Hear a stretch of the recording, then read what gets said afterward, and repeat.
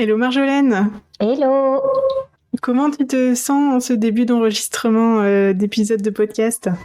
Je dirais bien globalement, je me demande comment ça va se passer. Donc voilà, j'ai hâte de voir tes questions et voir où tu vas m'emmener dans tes questions. C'est surtout toi qui vas nous emmener dans ton histoire. Ah, ok, génial. Oui, parce que moi, j'ai pas de trame spécifique préécrite parce que je pars du principe que chacun a son histoire, chacun a son expérience et voilà, je fais avec ce que vous avez et je rebondis en fait sur ce que vous dites. Ok. Est-ce que tu veux te présenter en quelques mots qui tu es, d'où tu viens, où tu es aujourd'hui? Alors, je suis Marjolaine, j'ai 40 ans, je suis la maman de Julia qui va bientôt avoir 3 ans. Je suis entrepreneuse. Et nous vivons toutes les deux au Maroc pour le moment, mais nous voyageons. Et donc, j'imagine que tu as adopté ta petite fille. Exactement, c'est pas encore complètement terminé, mais oui. Comment ça a commencé cette histoire d'adoption pour toi? Alors moi, j'ai toujours voulu adopter depuis toujours. Moi, j'ai toujours eu une très très forte connexion à, je dirais, les pays en voie de développement, les orphelinats, l'éducation des enfants, l'autonomisation des femmes. Donc j'ai toujours été très active dans des projets sociaux. J'ai grandi dans une famille où, ben voilà, on allait à la messe tous les dimanches et on allait nourrir les pauvres. Donc on a toujours été très très engagés socialement. Et ma maman, venant des Philippines, ben, elle avait ce background-là. Donc c'est vraiment quelque chose qui est dans ma vie depuis toujours. Après, entre le moment où je m'étais dit j'adopterai, c'est sûr que j'adopterai, et aujourd'hui, mon plan c'était d'adopter en 3e, 4e enfant. Je pensais que j'allais avoir des enfants biologiques avant, et ça s'est pas mis comme ça. Donc en fait, à 35 ans, quand j'ai vu que voilà, la probabilité que j'ai encore des enfants biologiques diminue, et connaissant la longueur d'un processus d'adoption, à 35 ans, je m'étais dit ok, je démarre ce trajet de maman solo et je vais explorer, est-ce que je fais une PMA, donc je fais un bébé toute seule, ou est-ce que j'adopte. Et c'est un voyage en Inde en fait, en jouant avec des enfants dans la rue, quelque chose que je fais toujours en fait quand je voyage, où là je me suis dit voilà, je suis tombée amoureuse d'une petite fille qui devait avoir 3-4 ans, et je me suis dit oui, je vais adopter, ça n'a aucun sens pour moi de faire un bébé toute seule, je veux adopter, je peux faire ce projet là toute seule, et voilà. Ouais, et donc en fait tu relis toi ton envie d'adoption à tous les projets sociaux que tu as vécu en étant plus jeune et en grandissant avec tes parents, c'est ça? Oui, d'une certaine manière, je veux dire,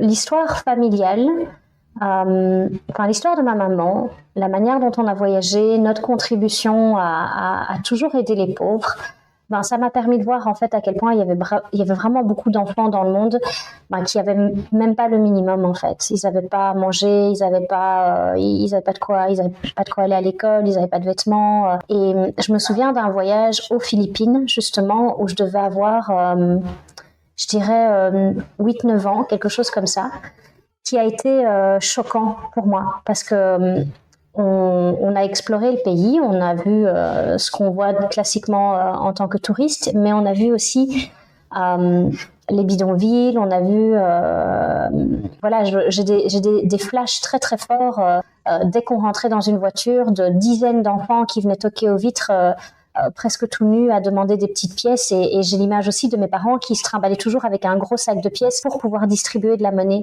Et donc j'ai toujours été consciente que j'avais de la chance d'être née là où j'étais et que tous les enfants n'ont pas cette chance-là. Donc j'ai su qu'un jour j'aurais envie de contribuer à ça. Je sais pas si je fais le lien directement entre adoption et ça, mais d'une certaine manière oui. Et en grandissant, un autre souvenir que j'ai, c'est la prof maternelle de mes frères et sœurs avait adopté un enfant au Vietnam. Elle avait eu 3 enfants naturellement, et puis ils ont adopté un 4e. Et on était très très proches de cette famille. Et je trouvais, quand elle en parlait, je trouvais l'histoire qui était tellement belle en fait. Et cet enfant, son intégration dans la famille, même si ça a été difficile, je me disais, mais j'ai envie d'être une maman comme ça aussi en fait. Donc oui, on pourrait dire que j'ai fait le lien entre les deux. Et est-ce que tu as eu un parcours pour essayer d'avoir des enfants biologiquement avant du coup? J'ai eu un parcours où en fait, en gros, ça n'a jamais marché. J'ai fait plusieurs fausses couches, j'ai fait beaucoup de traitements, et ça devait être vers 33-34 où je me souviens de ces traitements où il fallait se piquer dans le ventre tous les jours, se mettre une espèce de gélule dans le vagin tous les jours, et je sentais en fait les troubles d'humeur, et Et je le faisais parce que l'envie d'avoir un bébé était vraiment là, mais ça fonctionnait pas. Et quand ça fonctionnait, au bout de 3 mois, le bébé, je faisais une fausse couche et ça a été vraiment dur. Et je me suis dit, en fait, à l'époque, c'est vraiment dur de passer par là. Et en fait, est-ce que c'est vraiment comme ça que j'ai envie de devenir maman? Parce que je n'étais pas attachée à 300% à faire un bébé biologiquement, entre guillemets. Pour moi, c'est devenir maman. Donc, c'est aimer un enfant inconditionnellement, qu'il ait grandi dans mon ventre, qu'il ait mon ADN ou pas, en fait. Donc oui, voilà, j'ai testé le processus. Je trouve que les femmes qui sont dans un processus comme ça sont très, très, très courageuses parce que c'est vraiment pas évident. Les couples, en fait, qui sont dans ce processus, c'est vraiment pas évident. Mais je suis très contente d'une certaine manière d'être revenue à mon projet initial qui était d'adopter. Ma plus grande peur quand j'ai su qu'en fait la petite allait arriver, c'était est-ce que j'allais me sentir maman?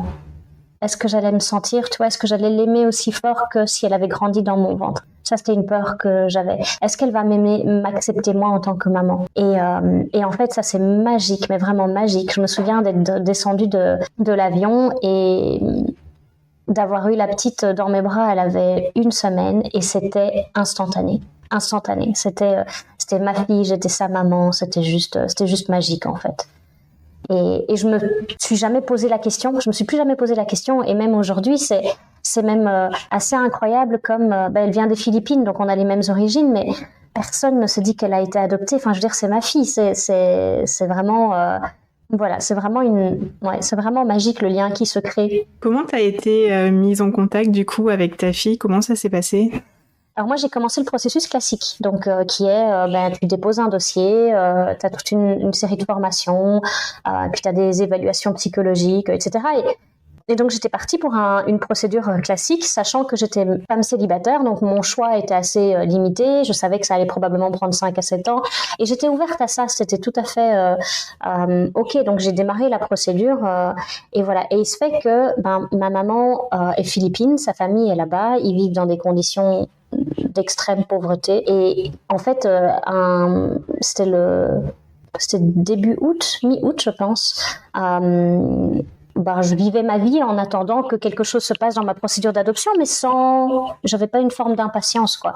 Et ma maman m'appelle pour me dire que ma cousine est enceinte et qu'elle va pas pouvoir garder le bébé. Elle avait déjà eu 2 enfants avant, qui étaient grands, dont la famille s'était occupée, donc elle s'était déjà pas occupée ses 2 premiers enfants, et elle était tombée enceinte un peu par accident. Et donc ma maman m'a dit ça, et elle m'a dit, est-ce que tu veux le bébé? Et j'étais là, ah bah ouais, elle est enceinte de 3 mois, donc ça m'a donné l'occasion de préparer les choses parce que c'était assez. Je me souviens, je rentrais de vacances, elle m'appelle, je devais partir 2 semaines après faire le GR20 en Corse, donc ça c'est vraiment très très drôle. Et donc j'avais booké des vacances et finalement en fait j'ai annulé mes vacances et je suis partie aux Philippines pour aller voir ma cousine, pour voir la famille, pour voir comment ça se passe parce que je suis totalement hors procédure, complètement. J'avais contacté à l'époque les organismes en Belgique, ils m'avaient tous dit tu peux pas le faire, t'es hors procédure, il y a des règles, etc. Et je suis là, mais ce bébé, c'est ma nièce, en fait. Je veux dire, et donc voilà, et toutes les procédures, aucune procédure, en fait, ne permettait que je puisse m'occuper de la petite. Je veux dire, selon les procédures, cette petite devait être adoptée par des inconnus. C'était mieux qu'elle soit adoptée par un couple d'inconnus que par sa grande tante, en fait. Et donc là, j'ai vu les aberrations parfois des procédures et en même temps je les comprends, hein. C'est vraiment dans un souci de protection, mais j'ai vu des choses comme ça. Voilà, donc je me suis juste dit ok, je le fais en fait. Et c'était le désir de ma cousine aussi. C'était le désir de ma cousine, de son mari, de toute la famille des Philippines, de dire mais il n'est pas question qu'on abandonne cet enfant. On veut que cet enfant reste dans la famille. Et donc voilà, après il a fallu que je change beaucoup de choses dans ma vie. Le Covid est passé par là, donc ça a aussi facilité, accéléré les choses. Mais en fait, j'ai pris l'avion et j'ai accepté que peut-être que j'allais pas rentrer bientôt en Belgique. En fait, je me suis juste dit je vais faire la procédure et si ça prend 10 ans, ça prend 10 ans, mais au moins je suis avec elle et je l'élève dès le départ. Et voilà, et il se fait que la première partie de la procédure a duré presque 1 an et que la suite de la procédure, elle est en cours et il faudra probablement 10 ans, mais c'est OK. En attendant, je suis avec elle. Elle est sous ma responsabilité parentale. Et voilà. Cette première rencontre avec cette petite fille, quels en sont tes souvenirs? Ah, c'était magique. C'était, je pense, la plus belle chose que j'ai pu vivre dans ma vie. Et devenir maman, c'est une des plus belles expériences. En tout cas, pour moi, c'était une de mes plus belles expériences. Je me souviens très bien d'être descendue de l'avion et ma maman était là, donc elle avait pu assister à la naissance. Moi, j'avais pas pu parce qu'il fallait que je règle des trucs dans mes entreprises à l'époque. Et je me souviens qu'elle est venue me chercher donc dans la voiture. Je suis rentrée dans la voiture et elle m'a juste, mais vraiment tout de suite, j'ai même pas eu le temps de déposer mon sac. Elle m'a tout de suite donné la petite et j'étais vraiment là. Je pense que j'ai l'impression que j'ai pleuré de joie,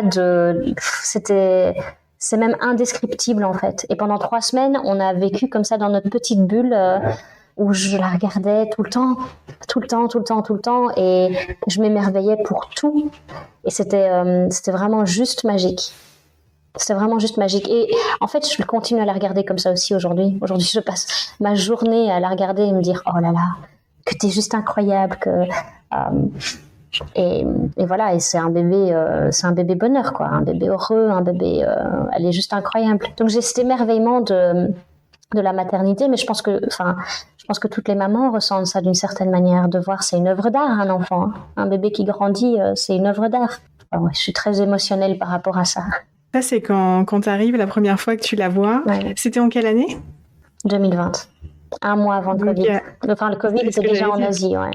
Ça, en fait, moi, j'étais tout à fait loin de tout ça. On était sur une petite île aux Philippines, isolée. Je regardais pas la télé. Moi, j'étais dans ma petite bulle magique. Je deviens maman. C'était vraiment juste incroyable. Et début mars 2020, il fallait que je fasse un aller-retour en Belgique pour m'occuper de mes entreprises, parce qu'en fait, j'étais dirigeante de plusieurs entreprises. Et donc, c'est la raison pour laquelle ma maman m'avait accompagnée pour pouvoir garder la petite une semaine, parce qu'en fait, à l'époque, elle pouvait pas encore quitter le pays. Les papiers étaient pas encore faits. Et donc moi je faisais juste un aller-retour 1 semaine, 10 jours maximum. Et je me souviens de ce moment où pareil, le taxi nous dépose à l'aéroport et j'ai la petite dans les bras et je suis en train de pleurer et je suis en train de lui dire je te retrouve dans 10 jours, t'inquiète pas, grand-mère va s'occuper de toi, et voilà. Et donc je me souviens de quand j'ai décollé de cet aéroport, j'étais en larmes, et puis à partir de là, honnêtement, j'ai rien compris à ma vie. Parce que j'ai atterri à Bruxelles, mon papa est venu me chercher avec des écharpes, des manteaux, etc. Il m'a expliqué qu'il y avait un truc grave qui se passait, qu'il y avait un virus qui tuait tout le monde. Et moi, j'étais dans ma petite bulle de bonheur de je viens de devenir maman. Et voilà. Et en fait, à partir de là, tout s'est enchaîné très très vite. Le jour où je devais redécoller pour retourner aux Philippines, ils ont fermé les frontières. Et ils ont confiné et mes entreprises se sont écroulées, tous mes contrats clients se sont arrêtés. J'avais un coworking, quand il n'y a pas de clients parce que tout le monde doit travailler à la maison, ça fonctionne pas. Et les frontières sont restées fermées et j'ai vraiment activé tous les contacts possibles et imaginables. Je veux dire, j'ai même écrit une lettre au Palais Royal, j'ai reçu une réponse personnalisée. Personne ne pouvait m'aider pour la retrouver, moi partir la chercher ou elle arriver à la faire rentrer en Belgique, quoi. Et pendant ce temps-là, mes entreprises s'écroulaient. Donc j'ai fait une double faillite. J'ai perdu tout ce que j'avais, tout, ma maison, ma voiture, tout. C'était vraiment en l'espace comme ça de 3-4 semaines, mon monde s'est effondré. Et j'ai très vite relancé une nouvelle activité qui a très vite cartonné. Donc voilà, et j'attendais, je faisais mon nouveau boulot et je gérais la faillite des 2 entreprises et j'attendais que les frontières réouvrent et je continuais à toquer à toutes les portes pour dire laissez-moi rentrer. Et voilà, et il a fallu attendre janvier 2021, donc presque 10 mois pour que les frontières réouvrent. Et là, il y a quelque chose d'assez magique qui s'est passé, c'est qu'elles ont réouvert que pendant quelques semaines. Et j'ai sauté dedans, en fait, j'ai sauté dans l'avion. Mon business, le nouveau business que j'avais développé, c'était un business en ligne, donc je l'ai pris avec moi. Et donc j'ai retrouvé la petite, elle avait presque 1 an, alors que la dernière fois que je l'avais vue, elle avait même pas 1 mois. Et quand je l'ai retrouvée à 1 an, elle marchait. Donc je l'ai vue évoluer pendant 1 an, par caméra, par photo, mais j'ai loupé toute l'année, entre guillemets. Mais voilà, et donc quand je l'ai retrouvée, à partir de là, en fait, je l'ai plus jamais quittée et plus jamais je la quitterai. Plus jamais je voyagerai sans elle, en fait. C'est 1 fois, mais pas 2, quoi. Donc voilà, donc on est resté 1 an aux Philippines, le temps de faire les premiers papiers, puis on a quitté les Philippines en janvier 2022 pour aller en Thaïlande pendant 6 mois, et puis on est arrivé au Maroc en fin mai, début juin 2022, et là ça fait 6 mois qu'on est là. Et voilà, et donc moi j'ai toujours mon business en ligne et qui me permet d'être pleinement maman aussi. Pour moi c'était important de me dire que je travaille à mi-temps parce que je veux être une maman présente, et mon entreprise me permet de faire ça aujourd'hui. Et tu retournes pas en Belgique ? Non, je pense que 2020 a été une année de magie à la naissance de la petite, et puis a été une année de grand trauma. Donc j'ai fait une double faillite, donc c'est tout ce que j'ai passé des années à construire s'est écroulé du jour au lendemain. Et ça a été vraiment une épreuve très très difficile, parce que au-delà de perdre mes entreprises, au-delà de perdre ma maison, au-delà de perdre tout ce que j'avais, je veux dire, je mendiais chez mes voisins. J'avais une copine qui venait m'apporter tous les vendredis un sac de courses pour être sûre que je mange. J'allais dans les épiceries solidaires. Enfin, j'ai vraiment connu la misère, quoi. Et ça a duré des semaines avant que je puisse avoir une situation un tant soit peu stable.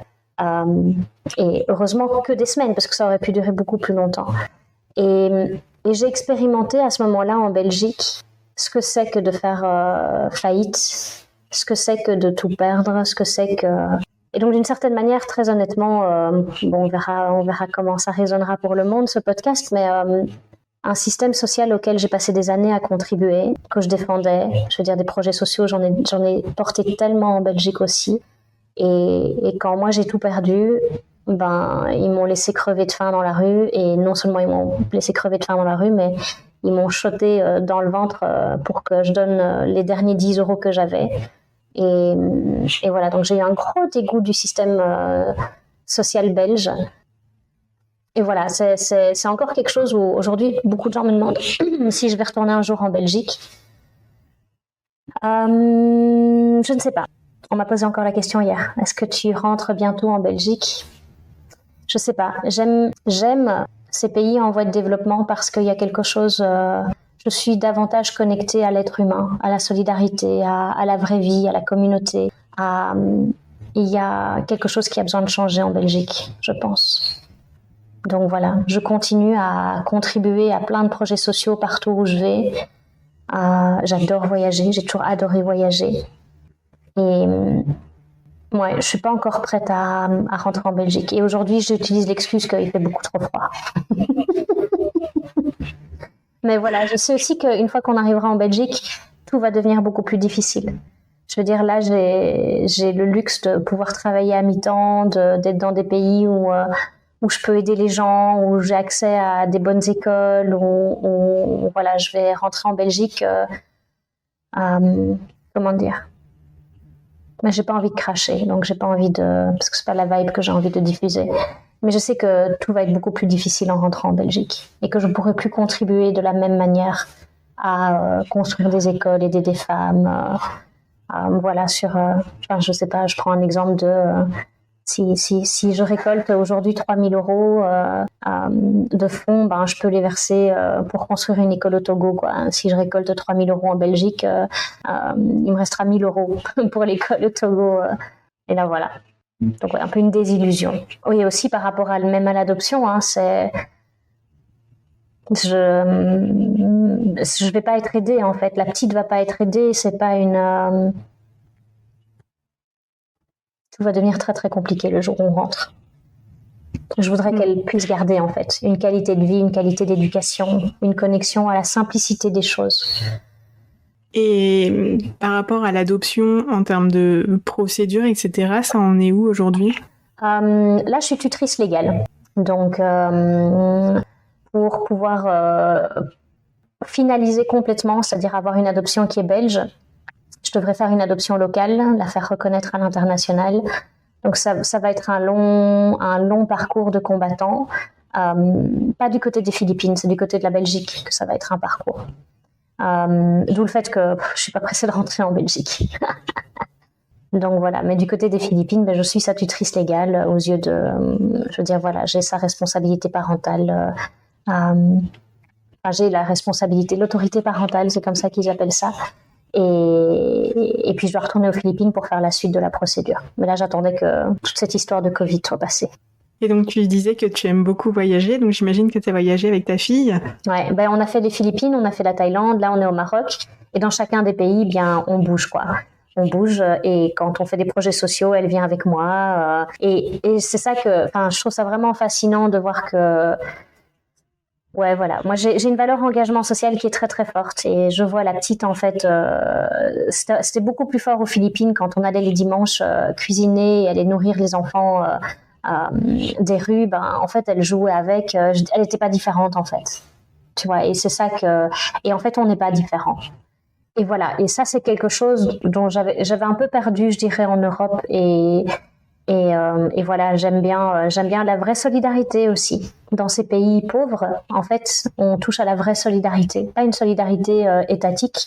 On attend que le gouvernement nous vienne en aide. C'est une solidarité naturelle entre les voisins. Je veux dire, c'est dans les valeurs, c'est rien que ici au Maroc, c'est écrit dans l'islam, tu peux pas laisser quelqu'un dans la rue mourir de faim. Tu peux pas, c'est contre la religion. Il y a des valeurs comme ça que je trouve très très belles dans ces pays en voie de développement. La culture du nous, la communauté, l'entraide, qui s'est réveillée en Belgique pendant le Covid, quand ça a été des moments de...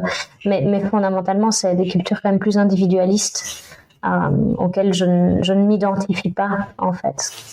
Donc, voilà. Et alors ta fille, tu lui parles, parce que je te suis sur Instagram, tu lui parles en anglais? Ouais, je lui parle en anglais. En fait, ça a commencé comme ça et on continue comme ça. Maintenant, on est dans un pays francophone. Avant, c'était en anglais parce qu'en fait, je parlais ni le tagalog ni le thaï.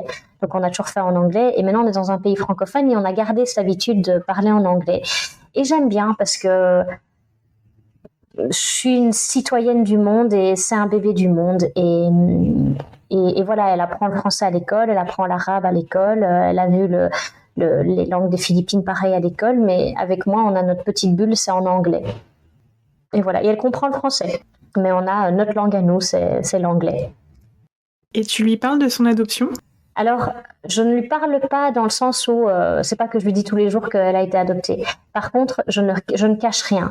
Donc, par exemple, quand on était aux Philippines, on passait beaucoup de temps dans la famille. Donc, elle était avec moi et avec sa maman biologique. Et donc, la distinction qu'on a fait, c'est mama et mommy. On en parle tout à fait ouvertement. Pour moi, c'est hyper important. C'était super important tant qu'on était aux Philippines qu'elle comprenne en fait le tagalog et le bisaya, qui étaient les deux langues là-bas, parce que je sais qu'un jour, elle aura envie de poser des questions à sa maman. Et je veux pouvoir l'accompagner là-dedans. Tu vois, je veux pas lui cacher, je veux pas... voilà. Et pareil, ma cousine, je veux dire, c'est magnifique ce qu'elle a fait, tu vois, et puis ça, c'est de nouveau quelque chose que je trouve très très beau dans ces pays en voie de développement. Je veux dire, ça arrive tellement souvent au Maroc, en Thaïlande, en Afrique, en Asie. C'est que les enfants, si les parents ne peuvent pas s'occuper des enfants, les enfants sont élevés dans la famille. Et tout est OK, en fait. Il faut un village pour élever un enfant. Et c'est le village qui élève les enfants. Et ça, je trouve ça vraiment très très beau, ce concept de la communauté et de la famille. Donc voilà, je lui ai jamais caché... quoi que ce soit, elle est encore petite, tu vois, donc c'est pas qu'elle me pose des questions. Mais quand on parle avec d'autres gens, je veux dire, j'ai aucun souci à dire qu'elle a été adoptée. Donc voilà, on verra. Je suppose qu'à un moment donné, en fait, elle aura envie de savoir qui sont ses parents, pourquoi est-ce que je suis pas sa maman, qu'est-ce qui s'est passé. Je suppose qu'elle passera par de la colère, je suppose qu'elle passera par une phase où elle va me détester, elle va me dire que je suis pas sa maman, et tout ça c'est OK. Finalement, la préparation à l'adoption est bien faite, parce qu'en fait, on te prépare à ça. Et ça, je dois bien le reconnaître, la formation est très très bien faite. Tous les parents, en fait, devraient avoir ce genre de formation. Psychologie du développement de l'enfant, et en particulier les enfants adoptés. Mais on a eu des jeux de rôle et des explications, on a vraiment eu des cours sur, oui, c'est par quoi est-ce que passe un enfant adopté, la crise identitaire, et voilà. Et il y a des cas d'adoption en fait dans cette famille, et je vois comment ils font aujourd'hui. En fait, c'est juste que la maman biologique n'a pas pu t'élever, donc c'est ta deuxième maman qui t'élève. Et pour mon cousin, en fait, c'est le cas. Il y a sa maman biologique et puis il y a sa maman d'adoption et il se fait que les deux mamans, elles habitent l'une à côté de l'autre et il va de l'une à l'autre. Enfin, je veux dire, il y a aucun problème en fait. Donc voilà, j'ai envie de rester dans cette philosophie et dans ces valeurs-là. Ouais, j'entends beaucoup ce côté communauté, sociabilité, solidarité, etc. dans tout ce que tu aimes et que tu as envie de transmettre aussi à ta fille au sein de ta famille, quoi. Par rapport à tes propres parents, je sais pas si tu as des frères et des sœurs, comment ça s'est passé cette adoption pour eux? Comment ils ont vécu ça? Enfin, en tout cas, qu'est-ce qu'ils t'en ont dit, peut-être? Ça les a pas du tout étonnés. Le jour où je leur ai dit que j'avais déposé un dossier d'adoption, ils étaient hyper heureux parce qu'en fait, c'était évident, en fait. C'était vraiment évident. Pour eux, Julia, ils sont les grands-parents. Je veux dire, c'est ma fille, quoi. Il y a aucune différence. Ma sœur et mon frère sont parrain, marraine. Je veux dire, c'est vraiment... Il n'y a pas de différence que ce soit ma fille biologique ou ma fille adoptive. Ils ont accueilli, ils ont soutenu, mais tellement, et ils continuent à soutenir. Et la relation qu'ils développent est géniale. Je veux dire, ma sœur est ici avec nous. Je veux dire, elles ont une relation de complicité qui est géniale. Je veux dire, ça va devenir des copines et je suis vraiment contente de ça. Pareil, la relation qu'elle développe avec mes parents, c'est vraiment super chouette. Donc non, tout le monde a bien accueilli ça parce que c'était comme si c'était logique en fait. Me connaissant, c'est pas du tout étonnant que je décide d'adopter et que je décide de me lancer dans un projet des plus complexes, hors des livres, hors normes. C'est bien mon genre, quoi. Et j'ai juste une petite question parce qu'en reparlant de ta famille, au tout début, quand tu es allée voir Julia pour la première fois, tu disais que tu as dû rentrer une semaine en Belgique et que tu as dû attendre plusieurs mois avant de revenir aux Philippines. Ouais. Elle est restée avec qui pendant ce temps-là? Donc en fait, ma maman était venue quelques jours avant sa naissance, le temps que moi je puisse arriver, et puis elle devait rester le temps que je fasse l'aller-retour. Et comme ils ont bloqué les frontières, ma maman est restée bloquée avec la petite aux Philippines et moi je suis restée en Belgique bloquée avec mon papa. Donc ça aussi c'était très intéressant parce que on s'est retrouvés là tous les deux en mode voilà, on va apprendre à mieux se connaître, on va passer du temps ensemble. J'avais un papa assez classique, tu vois, qui a beaucoup travaillé, donc qui était très absent. Et en fait, ça a été, d'un point de vue familial, ou en tout cas de ma relation avec mon papa, une des meilleures années de ma vie cette année-là. Je veux dire, c'est le schéma classique. Mon papa a beaucoup travaillé, donc il était assez absent. On a été élevés, on était 4 enfants. Donc c'est ma maman qui s'est occupée de nous. Là, tout à coup, en fait, mon père s'est retrouvé tout seul, sans ma maman, et moi, je me suis retrouvée toute seule, juste avec mon papa. Donc, c'était vraiment un truc qu'on n'avait jamais vécu, et c'était la meilleure année de notre vie pour tous les deux, parce qu'en fait, on a vraiment appris à connecter. J'ai vraiment créé un lien incroyable avec mon papa, qu'au final, je n'avais pas vraiment eu la possibilité de vraiment connaître, parce qu'il travaillait beaucoup. Voilà, pour la famille, quoi. Donc, c'était un très très chouette moment, ça. Donc voilà, non, j'ai eu vraiment beaucoup de chance. J'ai une famille qui était très très soutenante, à la fois dans l'adoption, dans les doubles faillites, dans tout ce qui s'est passé. J'ai une famille en or en fait. Donc voilà, et ça qui fait que je pense aussi ça fait partie une des conditions de réussite, je trouve, d'une adoption, c'est d'avoir un système. C'est pas que l'adoption. Quand tu as un enfant, en fait, c'est important que l'enfant puisse se sentir faire partie d'une famille, d'une communauté. C'est important d'avoir un système de soutien autour de soi. Non, j'ai vraiment beaucoup de chance. J'ai un beau système autour de moi. Donc j'imagine que tes parents, comme ils sont en Belgique, ils viennent régulièrement au Maroc pour passer des moments avec vous. Ouais, voilà. Ouais. Donc en fait, le Maroc, pour ça, c'est chouette parce que c'est beaucoup plus proche pour mes parents, pour mes amis, pour venir nous voir. On est dans un pays francophone, on est dans les mêmes créneaux horaires. Et voilà, à défaut de pouvoir rentrer dans l'espace Schengen parce que j'ai pas de visa pour la petite, le Maroc c'est une super idée en attendant. Donc oui, ils sont déjà venus et ma sœur est là, elle est là pour 3 mois maintenant. Merci le Maroc d'être aussi ouvert.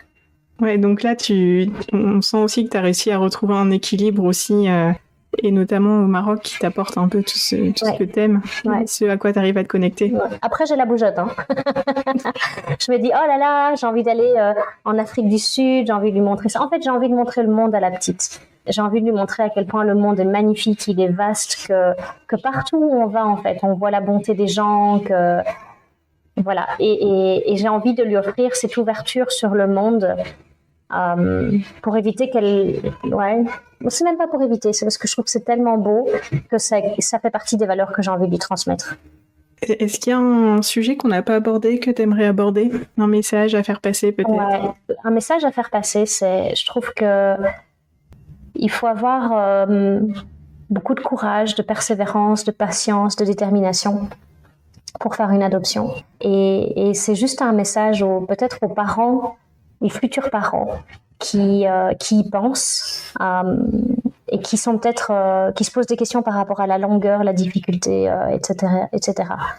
Oui, c'est pas facile. Oui, ça dure longtemps. Oui, il y a beaucoup de gens qui vont pas vous comprendre. Oui, il va y avoir des difficultés liées à la barrière de langue. Mais ça en vaut tellement, tellement, tellement la peine. Tellement. Parce que c'est pas une question d'argent, c'est pas une question de temps, c'est une question de lien que tu crées. C'est tellement beau comme projet que... Voilà, et finalement, que ce soit décider d'être parent adoptif ou parent biologique, on n'a pas tous la chance de pouvoir tomber enceinte naturellement directement. Tu sais pas, en fait, le jour où tu décides que tu as envie d'avoir un enfant, tu n'as aucune idée du temps que ça va prendre, tu n'as aucune idée de l'argent que ça va te demander, tu n'as aucune idée tu ne sais pas quand ça va arriver. Et j'ai envie de dire, moi, ce qui m'a moi aidée, c'est d'être justement dans un système social qui me soutenait. C'est de pouvoir parler en fait de quand c'était dur, de faire partie de réseaux de parents qui sont au même stade, de parents adoptants, tout ça c'est vraiment ce qui permet de prendre du recul par rapport à la lenteur ou la longueur, la difficulté de la procédure. Mais ça en vaut tellement la peine, tellement. Et je regrette pour rien au monde. Et je songe même me dire... mais pourquoi pas un deuxième en fait? Et s'il faut 10 ans, ça prend 10 ans. Je dirais à partir du moment où on est ensemble, on s'en fout du temps que ça prendra et de l'argent que ça prendra. Je peux le créer. Enfin bon, évidemment, moi je me dis ça parce que je suis entrepreneuse, mais je peux créer cet argent et je suis ravie de me dire que cet argent il sert à ça. Mais ça en vaut tellement la peine, tellement. Après, est-ce que je suis d'accord avec toutes les lois? Non, mais c'est pas grave en fait. Ça en vaut tellement la peine.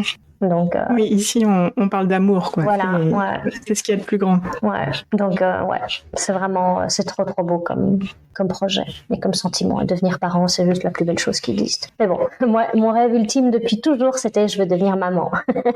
Je m'imaginais faire autant d'enfants que la nature voulait bien m'en donner. Donc j'étais tout à fait ouverte à avoir une tribu de 10 ou 12. Et voilà, ça s'est pas passé comme ça, mais au final, moi, c'est ma plus belle mission sur Terre, je dirais. Donc voilà. C'est chouette. Merci beaucoup pour ce message que tu nous passes à nous qui t'écoutons aujourd'hui. Avec plaisir. Merci à toi pour l'interview. C'était un plaisir de partager. C'est la première fois que je partage aussi ouvertement toute l'histoire. En tout cas, ça me fait plaisir. C'est hyper précieux pour moi, tu vois, même en tant qu'enfant adopté, je trouve ça toujours hyper... moi, ça me touche beaucoup les témoignages de parents qui ont adopté aussi, parce qu'en tant qu'enfant adopté, j'ai un peu tendance à penser à moi, mais tout le parcours qu'il y a eu avant, etc., je trouve que c'est hyper intéressant. Et toutes les autres personnes qui nous écoutent aussi, je pense que ça va leur faire du bien, parce que ce message d'amour que tu nous envoies, il fait du bien. C'est cool. Ravie en tout cas. Et où est-ce qu'on peut te retrouver, Marjolaine, si on a envie d'échanger avec toi? Il suffit de taper dans Google Marjolaine Gailly et j'apparais 45 milliards de fois. Tout ce que je fais est disponible sur toutes les plateformes. Super. Il suffit de taper Marjolaine Gailly et vous allez trouver. C'est pas très compliqué de tomber sur mon Insta, mon LinkedIn, mon Facebook, mon TikTok, mon site internet, la totale.